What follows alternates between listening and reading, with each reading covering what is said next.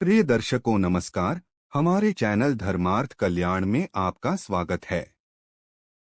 हमारी पुरानी पीढ़ियों में लोग आसानी पूर्वक 100 वर्ष तक जीवित रह लेते थे, परंतु आज के जमाने में 60-70 वर्ष की आयु तक जीवित रहना भी काफी माना जाता है। उनमें से भी जो लोग अच्छे होते हैं और अच्छे कर्म करते हैं, वे लोग तो और भी कम आयु में इस संसार को छोड़कर परमलोक को चले जाते हैं। और आप लोगों ने भी यह अवश्य सुना होगा कि फला आदमी बहुत भला इंसान था, लेकिन भगवान ने उसे बहुत जल्दी अपने पास बुला लिया, किंतु फला दुष्ट पापी अभी तक जीवित है, इसे जल्दी मौत क्यों नहीं आती? तो क्या कारण है कि अच्छे और भले लोगों की मृत्यु जल्दी हो जाती है तथा बुरे, दुष्ट और अधर्मी लोग लंबा जीवन जीते रहते हैं? आज की प्रस्तुति में हम इसी प्रश्न का उत्तर खोजने का प्रयास करेंगे। तो संपूर्ण जानकारी के लिए वीडियो के अंत तक हमारे साथ बने रहिए। हमारे पौराणिक ग्रंथों जैसे कि गरुड़ पुराण के अनुसार किसी इंसान के जन्म के पूर्व ही यह निर्धारित हो जाता है कि उसका जन्म कब होगा, कहाँ होगा, वह किस माता पिता की संतान बनेगा, किस कन्या से उसका विवाह होगा तथा उसकी मृत्यु कब, कैसे और कहाँ होगी। संसार के सभी धर्मों के अनुसार मृत्यु को अटल सत्य माना गया है और प्रकृति के नियम के अनुसार जो पैदा हुआ है उसे मरना भी अवश्य पड़ता है। आपने जरूर ही देखा और सुना होगा कि अनेक ऐसे महान व्यक्तित्व हुए हैं जिन्होंने अल्पायु में ही अपने अच्छे कर्मों के द्वारा समस्त संसार में प्रसिद्धि पाई और कम उम्र में ही इस संसार से विदा हो गए। इसी प्रकार हमारे और आपके कई परिजन ऐसे रहे होंगे जो बहुत भले इंसान थे और उन्होंने जीवन में कभी किसी का बुरा नहीं किया, किसी को सताया नहीं, परंतु फिर भी ईश्वर ने उन्हें अतिशीघ्र ही अपने पास बुला लिया, जबकि उन्हें अपने अच्छे कर्मों के फलस्वरूप अधिक जीवन प्राप्त होना चाहिए था, किंतु ऐसा नहीं हुआ, बल्कि सब कुछ इसके विपरीत घटित हुआ। ऐसा क्यों हुआ, आइए इस बात को समझते हैं।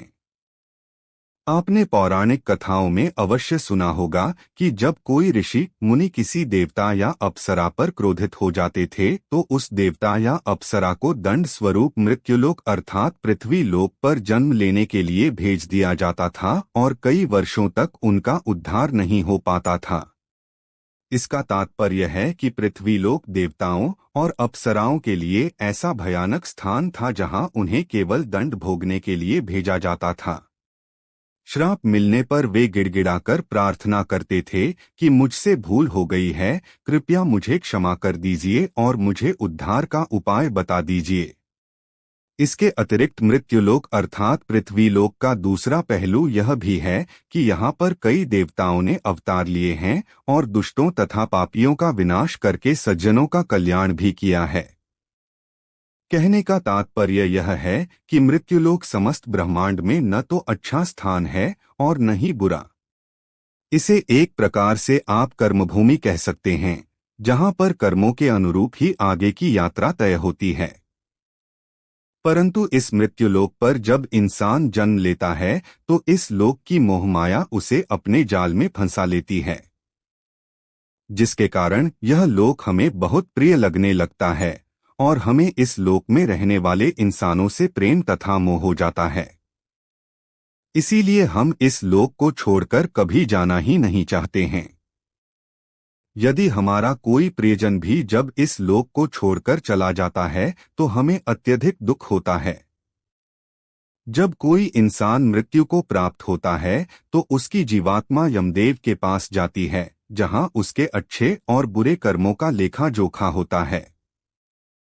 यदि किसी जीवात्मा ने पृथ्वी लोक पर जीवित रहते हुए बुरे कर्म किए हों और अन्य इंसानों प्राणियों को सताया है तो उसे अगला जन्म प्राप्त होता है तथा पूर्व जन्म में उसके द्वारा सताए गए सभी लोगों का उसे हिसाब किताब चुकाना पड़ता है।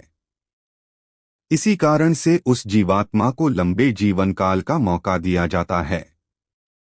यदि किसी जीवात्मा ने पूर्व जन्म में अच्छे कर्म किए होते हैं तथा कुछ बुरे कर्म किसी कारणवश उसके द्वारा हो जाते हैं, तो अगले जीवन काल में उन बुरे कर्मों का हिसाब चुकाने के लिए उसे कम सांसें प्रदान की जाती हैं। अब इस बात पर भी कई लोग यह कहेंगे कि अच्छे कर्म करने वालों को लंबी आयु मिलनी चाहिए और बुरे कर्म करने वालों को छोटी आयु मिलनी चाहिए। परंतु कोई कुछ भी कहे, परमात्मा ने जो भी नियम या व्यवस्था बनाई है वह अति उत्तम व्यवस्था बनाई है, क्योंकि इस मृत्युलोक पर जीवन बिताना जीवात्मा का परम लक्ष्य नहीं है। जीवात्मा का परम लक्ष्य तो पवित्र बनकर मोक्ष प्राप्त करना है। जब हम नया जन्म लेते हैं तो हमें अवसर प्राप्त होता है कि हम अच्छे कर्म करके अपने परलोक गमन के स्तर को सुधारें, परंतु हम बुरे कर्म करके उस स्तर को नीचे गिरा लेते हैं, जिसके कारण मृत्यु के बाद भी हमें मुक्ति के लिए लाखों करोड़ों कल्पों तक उन पाप कर्मों की सजा को सहते हुए प्रेत रूप में भटकना पड़ता है। पुराणों में कहा गया है कि एक जीवात्मा को 84 लाख योनियों में जन्म लेकर मुक्ति हेतु इस मृत्युलोक के चक्कर लगाने पड़ते हैं, तब उसे मोक्ष की प्राप्ति होती है। परंतु जो जीवात्मा अच्छे कर्म करने वाली होती हैं और परोपकार करने वाली होती हैं, उस जीवात्मा की मदद ईश्वर उसे अल्पायु प्रदान करके करते हैं, जिससे कि वह अतिशीघ्र शुद्धता प्राप्त कर सके और उसे कुछ जन्मों में ही परमधाम प्राप्त करके मृत्युलोक के कष्टों से छुटकारा मिल सके। इन सब बातों के अतिरिक्त एक कारण यह भी है कि प्रत्येक जीवात्मा पृथ्वी लोक पर किसी न किसी उद्देश्य की पूर्ति के लिए जन्म लेती है, और जब उद्देश्य पूर्ण हो जाता है तो परमेश्वर उसे अपने पास बुला लेते हैं। परंतु ऐसा भी नहीं है कि जो लोग लंबा जीवन जीते हैं उन्होंने बुरे कर्म ही किए हों। यदि वह अभी तक जीवित हैं तो इसका तात्पर्य यह भी हो सकता है कि उनके जीवन का उद्देश्य अभी तक पूरा नहीं हुआ है। तो आशा करते हैं कि आप समझ चुके होंगे अच्छे लोगों की मृत्यु अतिशीघ्र क्यों हो जाती है। हमारे जिन परिजनों की मृत्यु शीघ्र हो गई वह एक पवित्र आत्मा थे और जितने समय तक हमें उनका स्नेह मिला वह हमारा सौभाग्य था।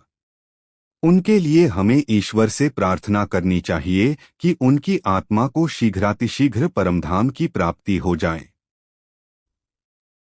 प्रिय दर्शकों, यह थी हमारी आज की प्रस्तुति। आपको हमारी आज की प्रस्तुति कैसी लगी, कृपया कमेंट करके हमें अवश्य बताएं और हमारे चैनल को सब्सक्राइब करके हमारा सहयोग करें।